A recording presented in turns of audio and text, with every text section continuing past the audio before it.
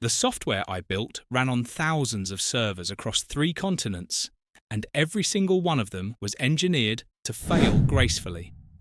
When a system breaks, it should break in a way that protects everything downstream. Redundancy, fail-safe protocols, anticipation of failure points before they exist. I had spent 40 years building systems that could not be destroyed because I had already destroyed them myself, 1,000 times over, in testing. That mindset doesn't just stay in the office. It bleeds into how you construct everything else, how you structure a marriage, how you set up a company, how you protect yourself in a country that is not your own. I moved to Bangkok in 2019 when I was 58 years old. I had liquid assets of $418,000, a global client base, and an absolute certainty that I understood risk management. I had sold my last major system to a US firm 2 years earlier. I was done working for corporations. I wanted to build something of my own in a place where the cost structure made that possible, where a consultant's income could actually compound instead of dissolving into Dublin rent and UK tax.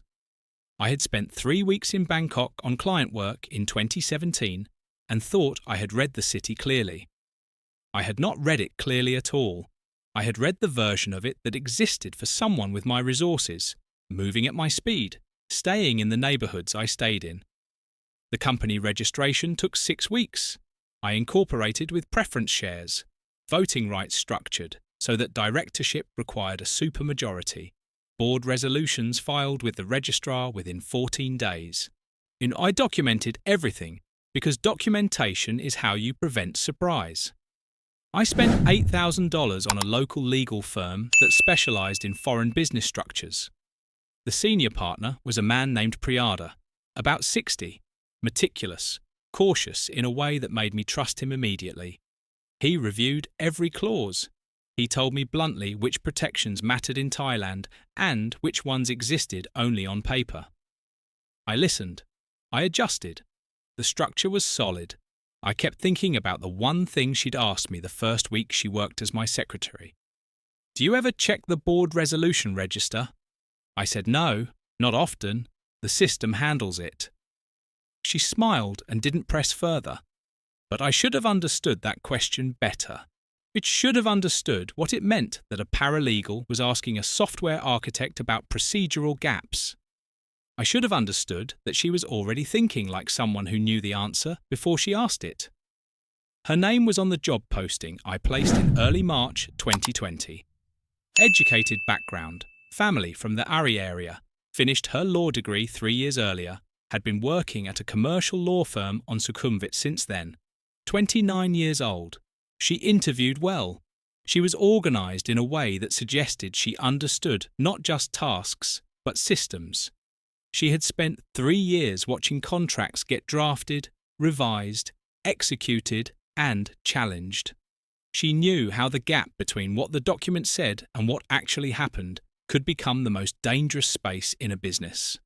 During the second interview, I asked her directly what she wanted to learn working for an independent consultant. She said she wanted to understand how systems scale. That sounded like the right answer at the time. It probably was the right answer, technically speaking. She was learning how systems scale. She was scaling her access to the company structure methodically every quarter until she had positioned herself inside the one system I thought was airtight. The first 3 months were administrative. She set up the office infrastructure, managed client communications, handled invoicing and regulatory filings. She was reliable in a way that made my life measurably easier. By month 4, my monthly revenue had grown to $12,000. By month 7, it was stable at $15,400. By the end of the first year, and I had cleared $192,000 in profit. The structure was working. The income was compounding. I was on the trajectory I had planned, but I had been alone for 4 years. Long-term relationship before that had ended when my partner decided she didn't want to live in Southeast Asia. My marriage before that had ended in 2003. and I had not seriously dated anyone since 2015. I was 59 years old, moderately fit, reasonably successful, and almost completely isolated in a city of 12 million people, where my primary social interaction was transaction-based. I knew this was a risk factor. I knew isolation was a vulnerability I needed to address. I started using dating apps in October 2020. Not out of desperation. I'm reasonably confident that wasn't the driver, but out of the recognition that my life structure did not naturally contain romantic possibility. I tried 3 different platforms. Tinder reached people interested in casual encounters, which I wasn't. Bumble had a small user base in Bangkok at that time. I settled on Thai Cupid, which was specifically designed for Western men seeking Thai women and was populated by thousands of women whose stated intention was exactly that. I was direct in my profile. 59, Australian, consultant, own business, not looking for rescue fantasies or visa arrangements, but genuinely interested in meeting someone for actual partnership. I went on 7 first dates before I had a second date. The first 3 women were sex workers. And I recognised this quickly because they conducted the date like a transaction. Timeline, clarity on expectations, rate discussion by the middle of the main course. I have no judgment on sex work as profession. But it's not what I was seeking. 2 women were significantly younger and appeared to be primarily interested in my visa status and what I could provide. 1 woman was looking for marriage within 3 months because her family was pressuring her. 1 woman was recently separated and couldn't stop talking about her ex-husband. I was disciplined about disqualification. If someone wasn't available for genuine partnership, I left early and paid the bill. The 8th first date was with someone I'll call Iris. She was 30 years old, worked in compliance at a commercial bank. Iris had lived abroad for 2 years doing her master's degree in Australia, came from an educated middle-class family in the Ari neighbourhood. She was fluent in English and spoke it without the careful precision of someone afraid of judgment. She had opinions about Bangkok architecture, about Thai politics, about expat culture. She asked me questions that suggested she was actually curious about me, not performing interest. We talked for 2 hours and 40 minutes. At the end of the date, she said she would like to see me again. I was careful with how I moved forward. I did not introduce romantic momentum too quickly. I did not discuss future plans or make statements about what this might become. I invited her out again in a week. We went to dinner. We went to a film. After the 4th date, she invited me back to her apartment. I did not immediately assume this was sexual invitation. I asked her directly. She said she wanted to see me in the space where she lived. We went back there. We sat on her sofa. We talked until past midnight. Then she stood up, took my hand, and led me to her bedroom. The physical intimacy began from her initiation, not mine. After 2 months of dating, she asked if she could move in. I asked her why. She said she wanted to know how this relationship worked when it was in daily operation, not just curated dates and planned time together. That was a fair request. She moved into the apartment I was renting in Phrom Phong on a Saturday in January 2021. Within a week, she had reorganised the kitchen. Within 2 weeks, she had repainted the bedroom. Within 3 weeks, she asked if she could work for me again. If I would hire her as my company secretary. I said no, that was not a good idea, that mixing personal and professional relationships was a documented failure point. She said she already understood my business, she could make the administrative function more efficient, and it would give her a reason to stay in Thailand rather than potentially returning to the banking sector. She framed it as practical. I said yes. This was my first major error, not the relationship. The relationship itself felt genuinely reciprocal. But integrating her into the company structure was a mistake, because it removed the boundary between the one domain where I had absolute clarity and the one domain where I was operating on hope.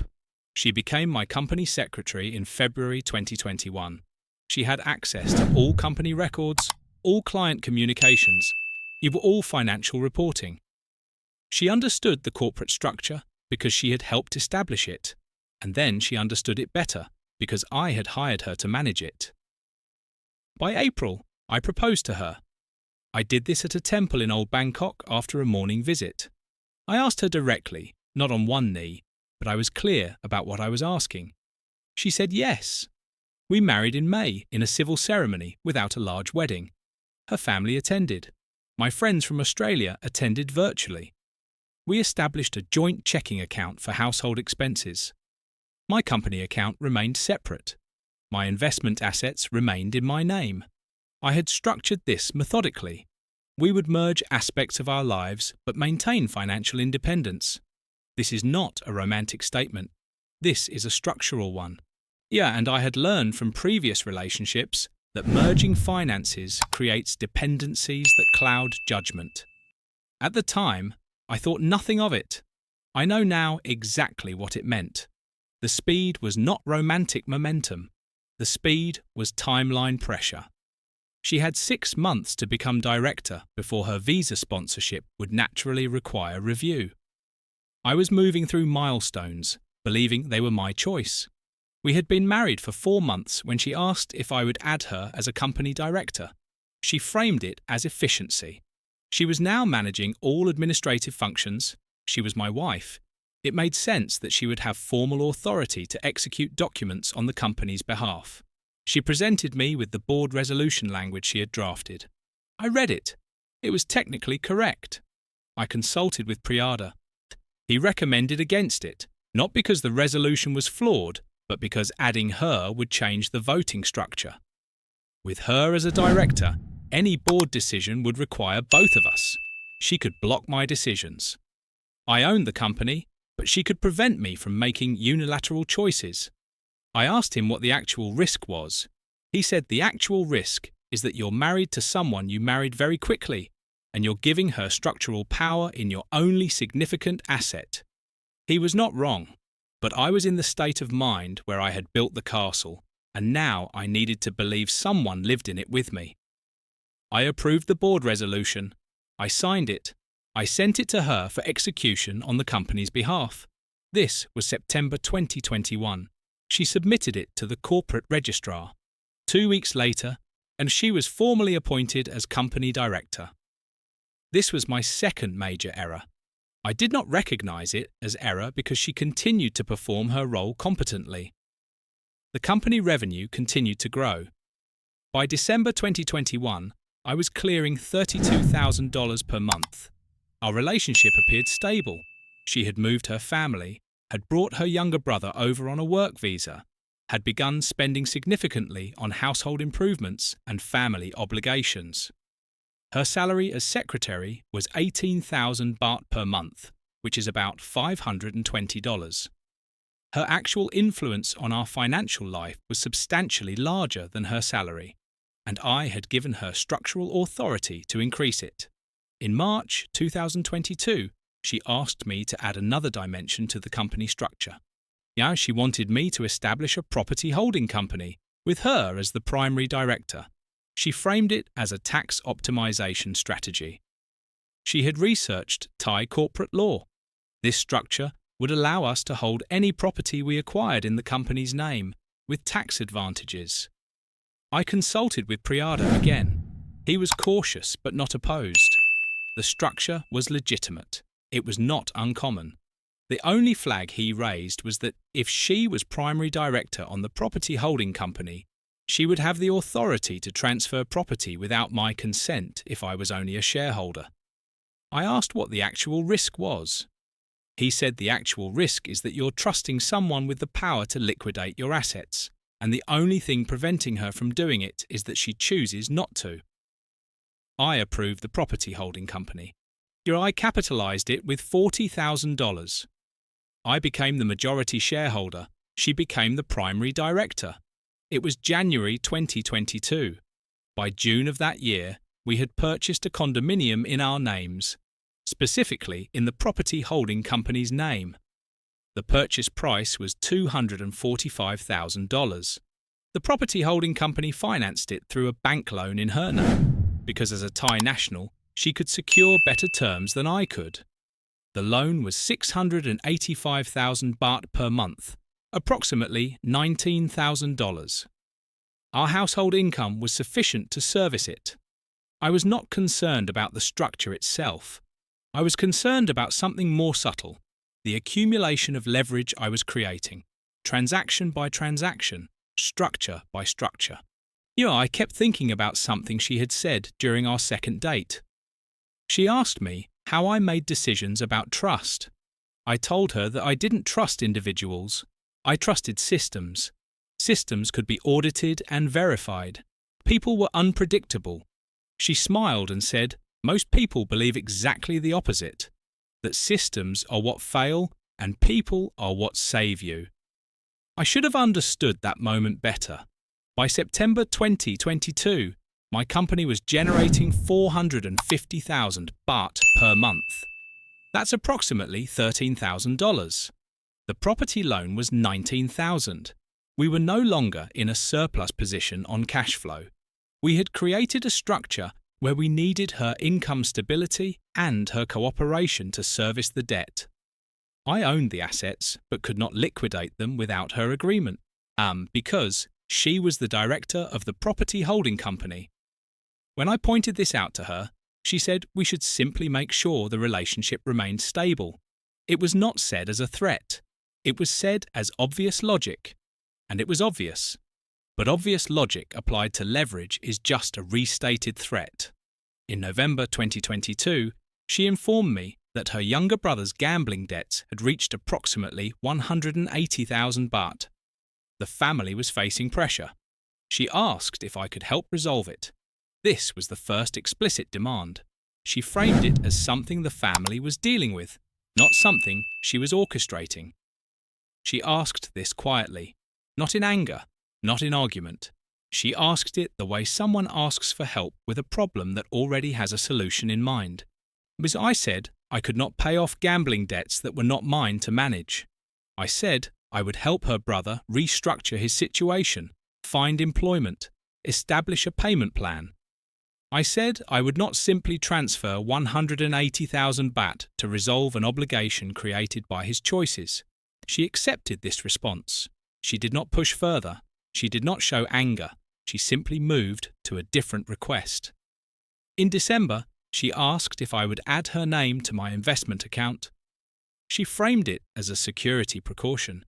If something happened to me, she wanted to be able to access the funds without going through probate. I said no, that was not necessary. I had established a will that named her as executor with full authority to liquidate the account.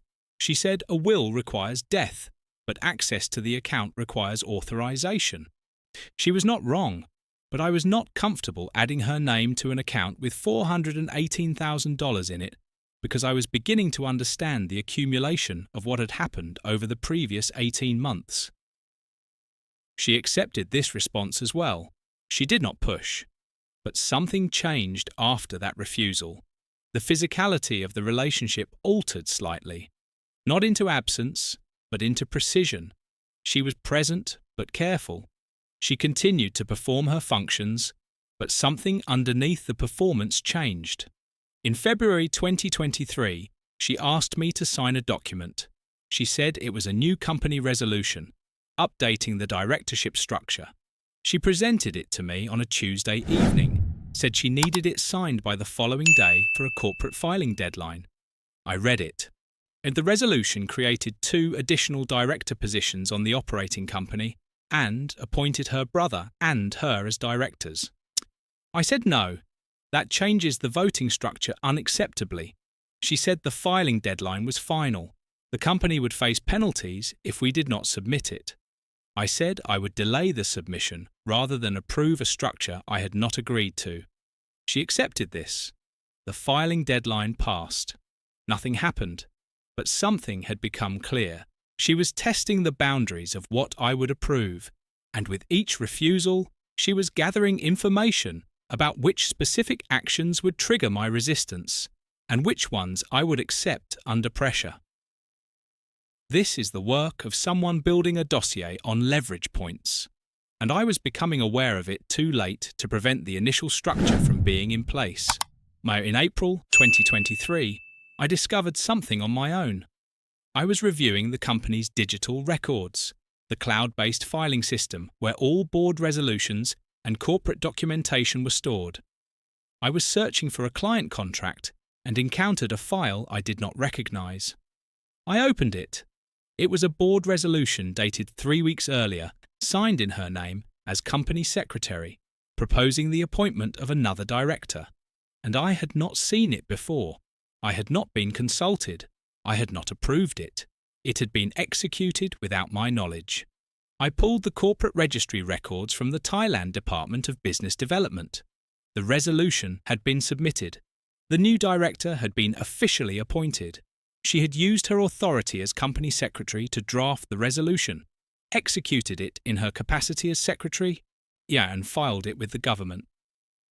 The requirement in the articles that board resolutions be submitted within 14 days had been met.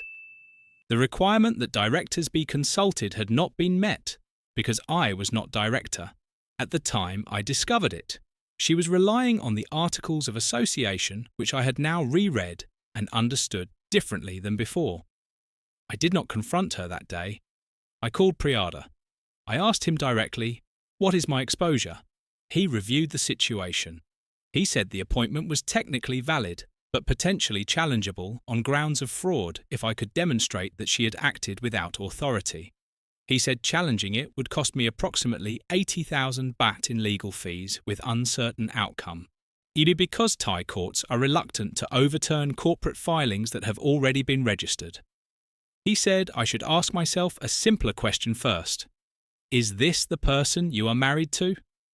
I sat with that question for 2 days. I confronted her on the evening of the 3rd day. I told her I had discovered the unauthorized board resolution. I asked her directly why she had done this. She did not deny it. She did not apologize. She explained it. She said her brother needed formal authority to help manage administrative functions. She said she could not make the request directly to me without triggering the exact conflict that was now occurring. She said she was trying to create a structure where everyone's interests were represented. She said the company was large enough to have 3 directors. She said I was being control-focused and paranoid about structures that she knew, from 3 years of paralegal work, were actually standard. Then she said something more direct. She said if I tried to challenge the appointment or unwind the company structure, she would become a difficult person to be married to, and unwinding the property holding company would require her consent, and she didn't see why she would grant it. There was the threat, clear, not hidden. I asked her directly, "Are you threatening to hold the property company hostage if I try to correct the corporate governance issue?" She said she was explaining reality. The property was in the company. The company now had 3 directors. Any liquidation would require board resolution with unanimous consent. She was one of 3 directors. Therefore, she had leverage. This was not a threat. This was simply how the structure worked. She had built it specifically to work this way. I said I wanted to see the original board resolution she had submitted, the one where she appointed herself as director 18 months earlier. She smiled, very slightly, and said that was interesting because she had some questions about that one too. She said she had discovered that the resolution might not have been drafted with complete accuracy, that there might have been a procedural gap in how it was executed, and she was wondering if I had noticed that too. I knew what she was telling me.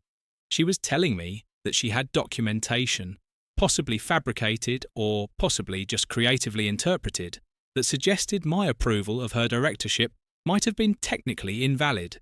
She was not threatening legal action. She was threatening legal mess. She was saying that if I unwound the structure she had created, she would use the procedural gaps in the structure I had created to make the unwinding as expensive and lengthy as possible. I said I needed time to think about what to do next. She agreed. She said she was not unreasonable. She said if I was comfortable with the current structure, If I accepted that the company now had 3 directors with equal formal authority, then there was no reason for anything to change. She said she wanted the same thing I did: a stable life, growing income, security for her family. She said the structures I had built were actually quite clever, and she was not trying to destroy them. She was trying to ensure that she had a permanent stake in them. That night, I did not sleep well.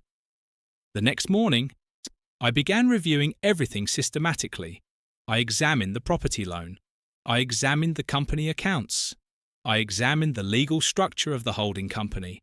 And I discovered something that changed the entire mathematics of the situation. The property holding company had been capitalized with $40,000 from my personal account in February 2022. That company had then taken out a bank loan of 685,000 baht in her name. Using this loan, she, in her capacity as primary director, had purchased a condominium with a market value of approximately $245,000. The property was owned by the company. She was the primary director. She had signed the mortgage as the loan applicant. The deed showed the company as owner. In the mortgage showed her as the primary responsible party. But here is the crucial part. The deed showed the company ownership, and the company had 3 directors, and the company's articles of association required unanimous consent for any disposition of assets. To sell the property, all 3 directors would have to agree, but the mortgage was in her name. The bank had a lien on the property. In the event of default, the bank would pursue her as the primary loan obligant. She had structured it so that she held the legal responsibility for the debt but shared the power over the asset. Any sale would require my cooperation and the cooperation of the new director she had appointed, but failure to pay would expose her to personal liability. This meant the mortgage created a dependency that cut both ways. I understood now what had happened. She had created a structure where if I tried to unwind the company, I would create legal liability for her. If I tried to force a liquidation of the property, I would have to pay off a mortgage that was in her name. If I simply walked away, the property and company would be in the hands of 3 directors with competing interests, and eventually the bank would force a sale, and I would lose everything but avoid the legal fees. She had not made an error.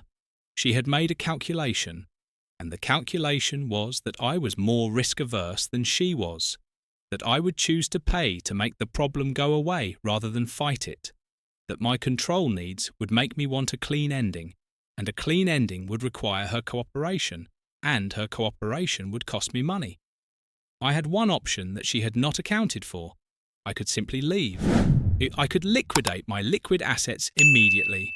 I could transfer them out of Thailand. I could walk away from the company, the property, the structure entirely. The company would remain, with 3 directors and no operating revenue.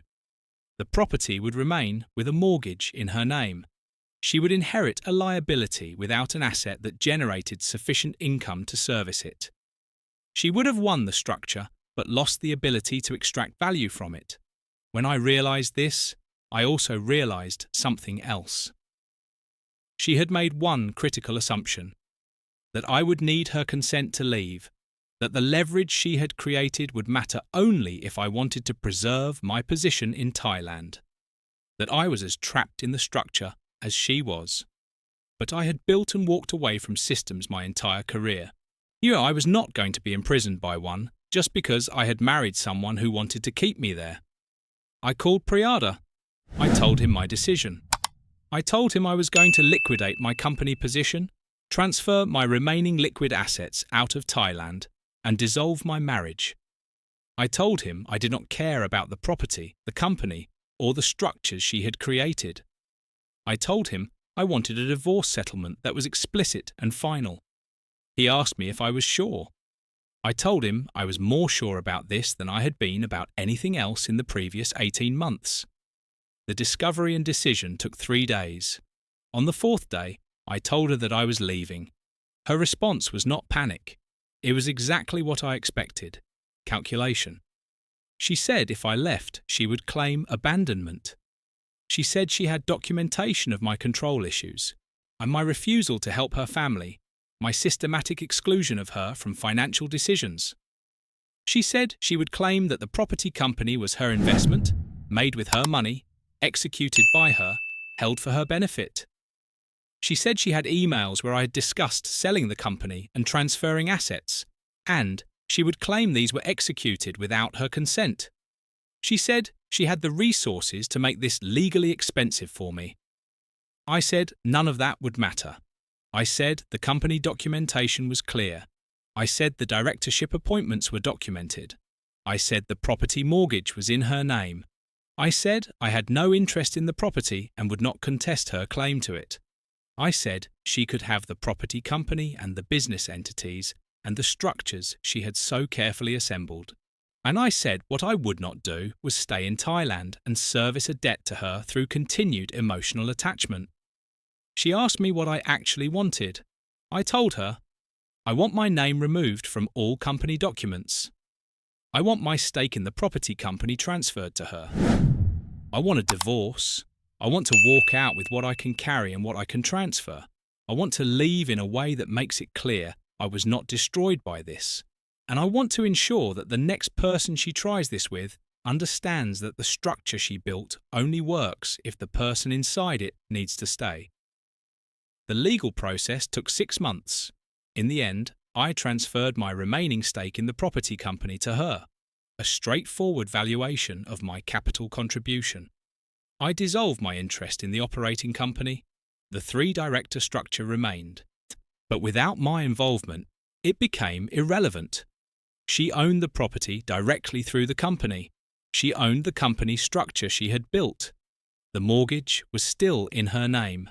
The structure that was meant to trap me became the structure that trapped her. Not because she was stupid, but because she had designed it for a person who was afraid to leave.